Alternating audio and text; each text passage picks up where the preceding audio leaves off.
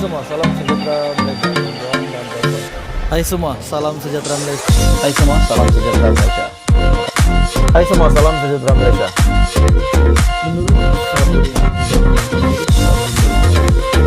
Hai semua, salam sejahtera Malaysia. Tuan-tuan dan puan-puan semua. Salam sejahtera Malaysia. Tuan-tuan dan puan-puan semua. Ada yang kata Zahid Hamidi bakal dibebaskan setelah menjadi timbalan Perdana Menteri.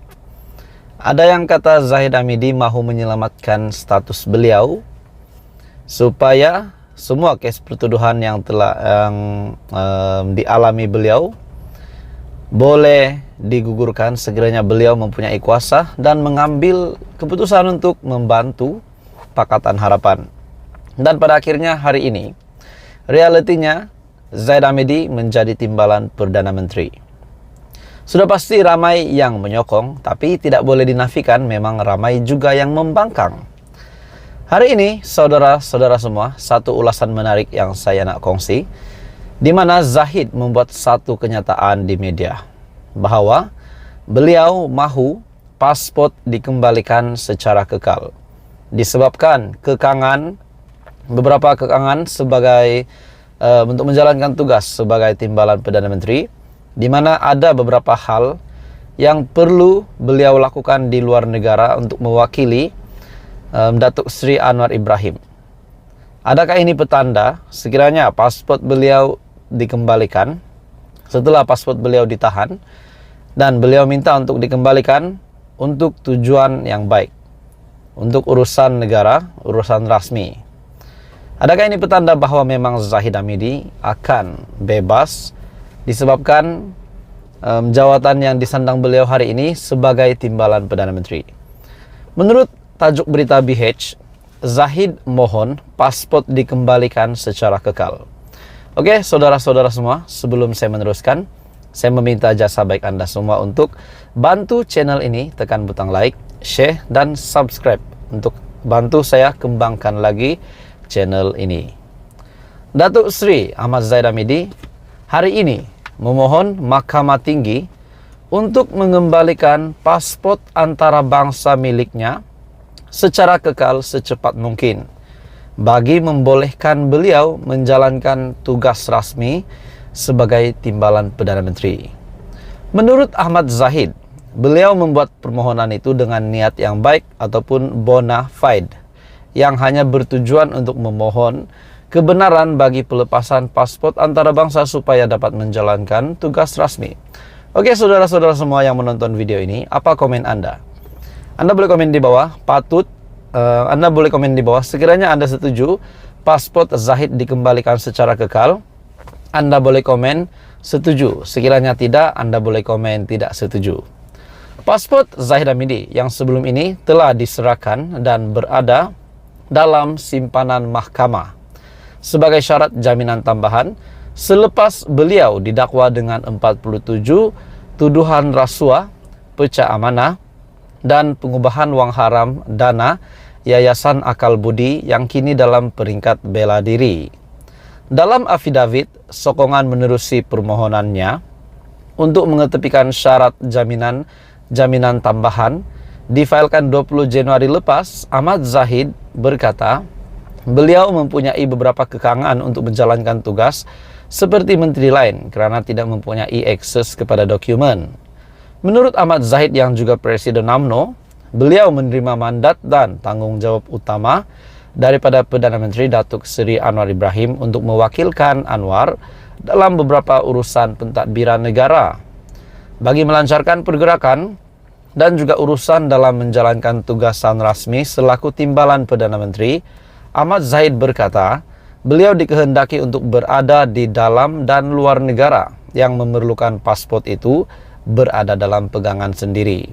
Malah, Zahid berkata, beliau memerlukan dokumen itu kerana ia salah satu syarat dalam proses permohonan bagi mendapatkan pasport diplomatik yang diperlukan dan akan digunakan bagi pergerakan rasmi keluar masuk negara. Apa komen Anda, saudara-saudara semua? Adakah patut pasport Zahid dikembalikan ataupun patut ditahan bagi mengekalkan mengekalkan ketetapan yang telah ditetapkan di dalam mahkamah? Jadi saudara-saudara semua, terus sama-sama di dalam channel ini untuk perkembangan politik yang seterusnya. Salam sejahtera Malaysia. Saudara-saudara semua, satu kenyataan yang sangat mengejutkan hari ini, di mana banyak yang telah membuat kenyataan, komen di media sosial setelah PH menerima kluster mahkamah. Tak lain tak bukan Timbalan Perdana Menteri Zahid Hamidi.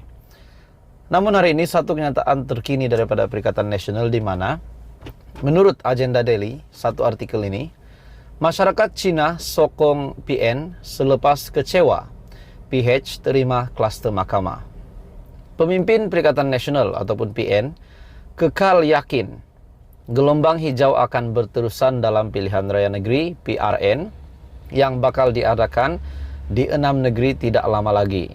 Tatkala masyarakat bukan Melayu semakin menyokong gabungan itu. Malah sokongan terhadap PN selepas PRU 15 pada November tahun lalu terus meningkat susulan perkembangan politik semasa yang melibatkan Pakatan Harapan dan Barisan Nasional BN, khususnya UMNO.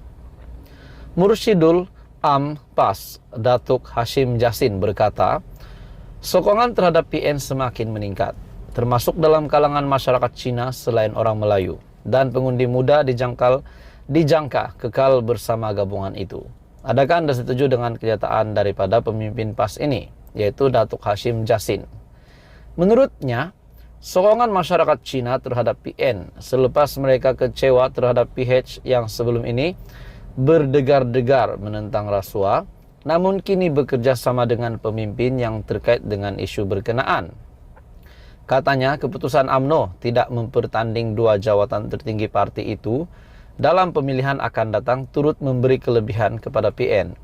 Selepas akar umbi dilihat tidak berpuas hati dengan langkah tersebut.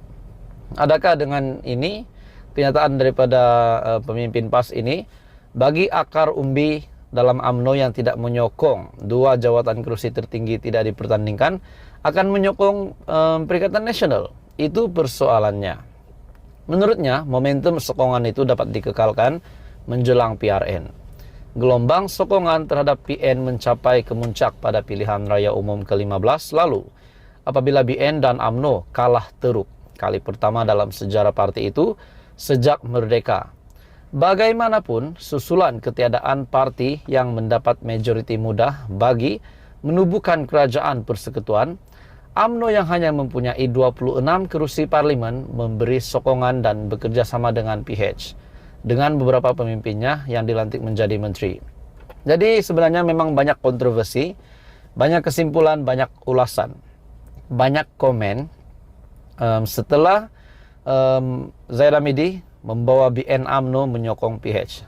Namun semuanya itu kita serahkan kepada pihak tertinggi, bagaimana Datuk Seri Anwar Ibrahim untuk mengurus semua. Kita percayakan ini kepada Datuk Seri Anwar Ibrahim. Apa komen Anda? Terus sama-sama di dalam channel ini untuk perkembangan politik yang seterusnya.